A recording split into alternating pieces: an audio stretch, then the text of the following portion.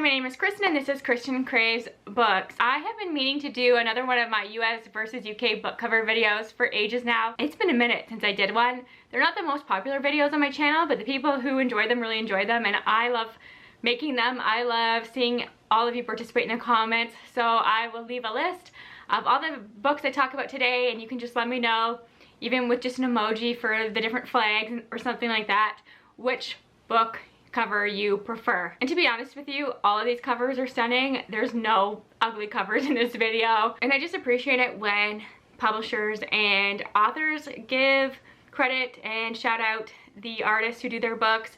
That's how I found a lot of the cover designers for this, because the authors themselves reveal the cover and thank the artists. So if you're curious about that, go to the authors' Instagram accounts. That has been the most successful way for me so far. But anyways, I'm gonna ramble and ramble. I'm just really excited to talk about this. And another important thing is that since it is February, I decided to focus on romances. So all the books I'm talking about today are 2025 releases, and they fall into the romance category somehow. So they're either contemporary romances, fantasy romances, got some YA fantasy romances in here as well, maybe a sci-fi one or two, we will see. And it's just, I thought that would be a fun thing to do. I meant to have this out before Valentine's Day, but I've been sick and just haven't been filming. And you know that winter seasonal depression that hits, especially in Northern Ontario, Canada. It's been brutal this year, so yeah, I'm just getting back into it, reading a lot more, and just getting hyped about all the 2025 releases, especially the gorgeous covers. So this long intro is over, and we will dive into the first book. Miss V's Summer Vacation by A.H. Cunningham, one of my most anticipated books of the year. I love both of these covers. Very different illustrative designs. One is more detailed, obviously the US one, it's closer up, it's more romantic kind of in their positioning. They're holding each other, greater level of detail. I love the all pink background. I just think when you're putting these two covers together, I think my eye goes to that one first.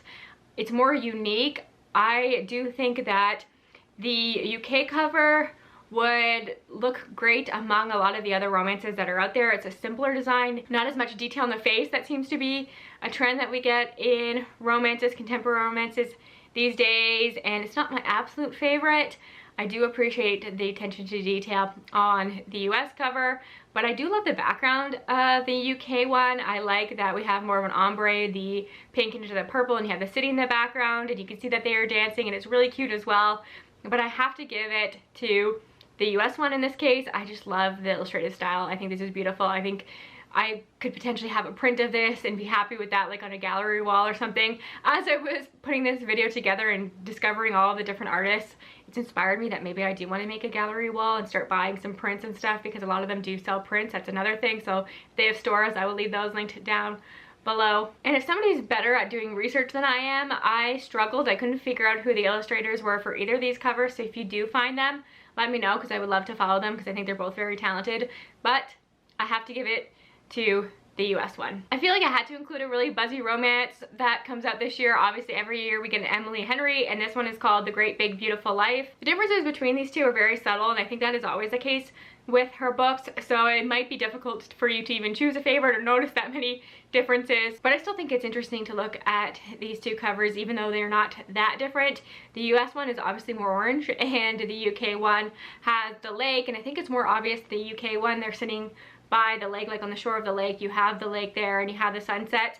And if you look at the US one a little bit more closely, you can see it's like an abstract sun in the background, which I actually kind of like. I think that's a unique way to do it. And I like that on the US one we had the female main character like laying within the title, and she's leaning against it reading a book. Something about that small little detail is intriguing to me, and we have the love interest like looking up at her. It just feels more romantic.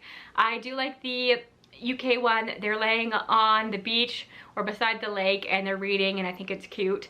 But the font kind of gets lost, like the title gets lost in the lake. I think that the choice of color there is kind of off. It's harder to read the title. I don't know why that choice was made. Even Emily Henry, her name kind of fades in to the sunset in the background, and you would think you'd want that to pop since she is like a household name and everybody wants to read everything that Emily Henry puts out. So I think the color choices are throwing me off there. So again, I'm gonna have to give it to the US in this case, but both are fine. I don't think if I lived in the UK I would be going out of my way to buy the US edition, but that's just me. Moving on to a contemporary romance that is already out, and this is called Flirting with Disaster, and this is apparently inspired by Sweet Home Alabama, and I think the US cover kind of gives you that vibe. To me it's screaming more The Notebook, but I appreciate that. I love them both. And the designer for that one is Sarah Horgan, and you'll recognize some of her covers. She did Carrie Soto Is Back, The Charm Offensive, and I think that this is a good one in her portfolio. I think that this is a strong one. I love the color palette. I love the blue with the different colors of the rains. I love the cloud designs and everything. It's more romantic. It's actually kind of giving like that scene, Kiss the Girl from Little Mermaid. They're both on the rowboat. It's obviously giving The Notebook.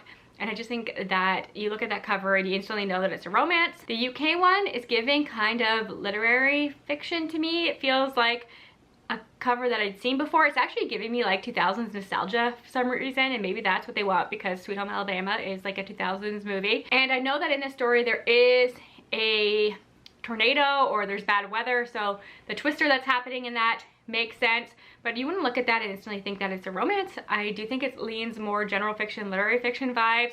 Maybe it's like the white background and everything and them like floating through it. I don't know, it's just not giving romance to me. So once again, I have to give it to the US, and I think that's 3 in a row. Sarah Horgan makes an appearance again because she actually designed the cover for Sky Daddy, the US cover, and the differences between these two covers are so subtle, but given the nature of the book, I thought it'd be funny to include this one.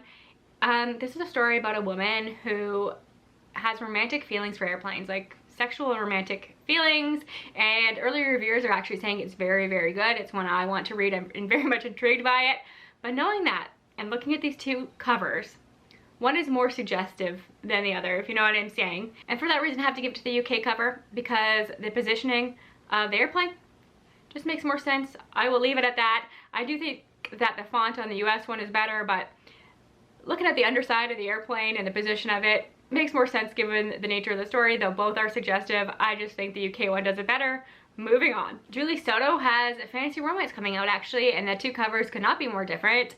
The US one is illustrated by the same person who has done all of her covers in the past, her contemporary romances, and now into this more fantasy realm. I think this is like a Hermione Draco fanfiction is what I've heard, and I can kind of see that in the illustrative style of this one. It's giving fan art, which I think makes sense given the context of what this book is about. And the illustrator for that one is Nikita Jobson, and her Instagram is beautiful. I love all of the character art that she does, and from what I can see, she's getting more popular. She does all Julie Soto's, and she's doing another one that I'm really looking forward to, another book that I'm excited about. It's called The Irresistible Urge to Fall for Your Enemy by Bridget Knightley, and that comes out later this year, and I was drawn to the cover of that one, so it makes sense that I appreciate her work. And while the UK one is objectively beautiful, and I bet you it's stunning in person, and the more you look at it, the more details you will notice, but we've had many covers like this. There's so many that I can think of that I have on my shelves that I've seen going around that have a similar vibe to this, where you have a black background, you have some florals, usually there's a gate, there's often a gate or a key or something. So while I appreciate all the attention to detail, I think it's stunning, it just doesn't stand out to me. It's not very unique, so I have to give it to the US again. Where Shadows Meet is up next, and this one was difficult for me. This is the first one where I had to sit and really think about it. I wasn't aware of the illustrator of the US cover before I was looking into this, but her name is Marcela Bolivar, and when I was looking further, obviously appreciate what she does and her artistic style because I have loved so many of her covers. She did Where Darkness Blooms, All the Dead Lie Down, and House of Roots and Ruin, which I just love that cover so much, and I love that book. So this cover that she did for this book is very different from the normal style that I see from her, but I really appreciate it. There's something, I'm assuming that this is an angel wing. It's a white wing anyways, that is kind of morbid. It's got bloody vines going through it, and it's kind of uncomfortable to look at with that gold background. I just think it works. It's very unique. I haven't seen anything like that. And I love a goblet full of blood on a book cover, like So Thirsty by Rachel Harrison. There are a ton of those out there, but it always appeals to me, and I like that it has a feather with a bit of the blood on it. So obviously that's a big part of the story, so you're getting that. as well, and it has the florals with the black background. Objectively, I think that's a really stunning cover, the UK one. If I lived in the UK, I'd be happy with that cover, but I love the US one because I think it's more unique, it's more original, and I love that artistic style. So again, I have to give it to the US here. Moving on to the Be Sweet Berry, and this is another one I debated about, because to me at first it was so obvious that the UK one was going to win because I like the color palette a lot. You know that the silver on that is going to pop, and we get a lot of gold foiling in books lately, but we don't get a lot of silver. And while I'm a gold girl, I do appreciate some silver, and I think that that'll look really pretty in person, especially with the lighter blues and pinks that they went with the color palette. And I want to show, like, it gives kind of similar to like this UK edition of Ray Bear, which is one of my favorites, where you have a border with flowers and animals in it, and it just works for me. I'm always drawn to something like that. I love like the snake, and there's a bird and different kind of cats and stuff. And then the dagger in the Bee and Berry is unique. You get a lot of daggers on covers, and I think that's a special way and a unique way to include one. And then at first I was looking at the US one and I thought, okay, it's flowers and a dagger. We've seen that a million times. But the more I looked at it, I realized that the flowers actually come together to make, it's either a jaguar or a cheetah or something. And I like that. I thought that was really unique and special, and it made me appreciate it more, though I still have to give it to the UK one. I think it's just, the color palette appeals to me. It's a style that I really like. So while at first I brushed aside the US one, I do appreciate it more. I think it's unique the way they did that, but it's gonna go to the UK. This next one's not even fair to the UK cover, because I think the US cover of this is my favorite cover of all the books that we're gonna talk about today. I love everything about it. I think it's the cutest thing ever. It's called The Prince Without Sorrow, and the illustrator for this one is Tasha MS, and I'm tempted to buy a print. Obviously, this illustrator and I have similar taste because she has a beautiful print of Elizabeth Bennet from Pride and Prejudice 2005 and talks about how much they love that movie, and so do I, and I'm so tempted to get that print. It is so pretty, and add it to my potential gallery wall that I've created in my mind. And I just think what they've done with this cover is the most beautiful thing ever. I love that deer illustration. It's so dreamy, whimsical, like a fairy tale, and then you have this most adorable dragon hanging on its antlers. How can you beat that? And the muted palette, it's giving fairy tale, and I love it so much. I think it's so cute. Again, something I would have as a print. And this is not to shade the UK cover, because I actually think that that is beautiful as well. It's giving whimsical, it's giving fairy tale in a different way. It looks like a bedtime story to me. I like all of the different shades of blue. I love the tiger that's on there. I love the depth that's happening. The moon in the background almost is glowing on the page. I think it's beautiful. It's such a well done cover. But how do you compete with the US one, at least in my opinion? So another one for the US. I feel like every time I do this video, I have to include a book from Sue Lin Tan, and this video is no exception because Immortal came out and I've read it, and I haven't had a chance to talk about it on the channel, but I will soon. And it's a standalone fantasy romance, and I usually pick the UK covers in this case because I think those covers have such great attention to detail. The color palette's usually really good, and that's just where my eye goes. And the illustrations are always the same, both in the US and in the UK one. But I might have to give it to the US one in this case. I actually own a copy of this. I'm not going to take the sprayed edges into account. This is just about the cover.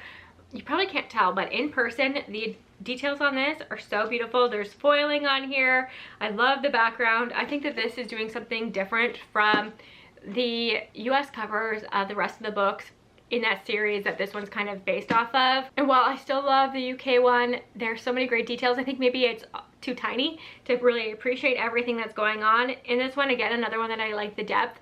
Maybe the color palette's not my favorite compared to the other books that Sue Lin Tan has done, the other UK editions. It's just, my eye doesn't go there at first, and I just love everything that's happening on the US one, even though it can be confusing, the background. I'm not quite sure what's going on. I think it's really pretty, but I already follow both of these illustrators on Instagram. They're both extremely talented. I admire all of their works, so I will leave those linked down below. Amazingly talented. I'm tempted to have copies of both editions, to be honest with you. A Language of Dragons is actually a book that I own. I have the US edition, and it's absolutely stunning in person, and I cannot wait to read that one. And I follow both of the illustrators for both of the covers on Instagram. Actually, the person that does this cover has some really unique work, a really interesting style, and the more you look at this, you can kind of see that reflected in here. Some great detail goes into that. I've noticed a lot of the books have gold backgrounds, which I appreciate. I love a gold background.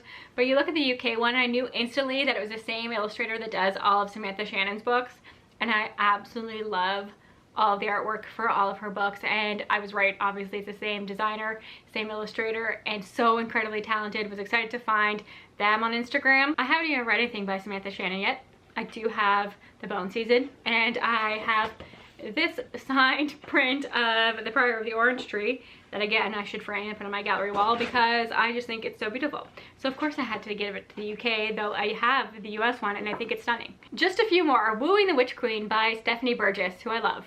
And again, I think both of these covers are great. It's just some people maybe aren't as into characters on the cover. Let me know if you prefer more of like designs, florals, those kind of things on your covers versus actual character art. I would love to know if people have strong opinions about that. It depends on how the characters are done for me, but oftentimes I will be drawn to them more if there are characters on the cover, but I know that's not true for everybody, so I would love to know if we differ in that way. So obviously the US cover has characters on it, and I think they're beautiful, and I love the library in the background. You can tell that this is a book for book lovers. I also think the UK one's really cool. I know that this book follows a witch queen whose spells, she conducts them and makes them in a laboratory, so you see that reflected in this, and you get the castle, and there's a lot of blue though. I feel like the UK, they love to put blues on their covers. A lot of them do have a lot of blue. So again, I think this is something where maybe the details are too tiny and you're missing a lot of it. And my eye just goes to the US one. I just love the characters, and I love this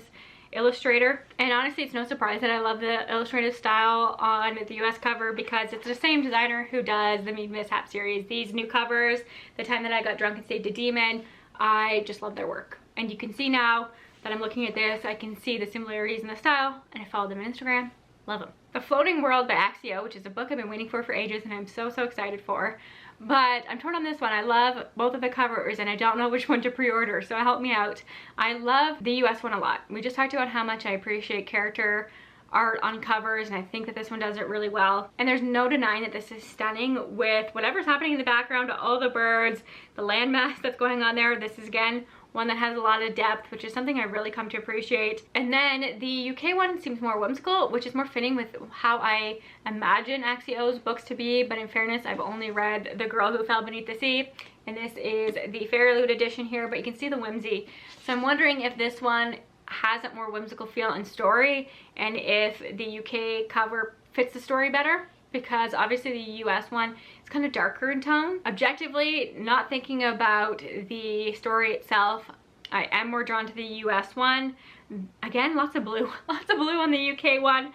I do love a lot about the UK one as well. I have a feeling there'll probably be special editions used in the UK covers, and they're going to be absolutely beautiful, but I have to give it to the US just because of the character art, and I love the style. But this is another case where I follow both of the artists on Instagram. I love their style. I would consider buying prints for them. They're so talented, so check them out down below. So Fable for the End of the World is next, and this will be the first book from Ava Reid that I pick up because I do have an ARC. I'm staring at it. I'm too lazy to go and get it, but just know that I do have an ARC with the US cover, and it's gorgeous in person. The first printing is going to be stunning. I was looking at it, thinking about how I need to read this ARC that I have to see if I need to pre-order the US one. There's no complaints about it. I talked about all throughout this video how much I love character art on covers. I love this illustration. I love that you can tell that it's romantic, a little bit eerie. I love the forest. Anything with forests, I'm here for. Love the color palette. Even though it's blues, I think what they did with it was really unique. Having the trees like that turquoise. It's eerie, catches your eye, no complaints. Normally I would pick it, but I know a Tom Roberts cover when I see one, and Tom Roberts has become one of my favorite illustrators, period. He did that Mark Lawrence series, the book that broke the world, that whole series, and I was interested in that series first and foremost because of the covers.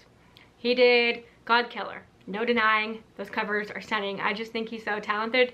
I love that there's at a point where I can see a Tom Roberts cover and know that it's him.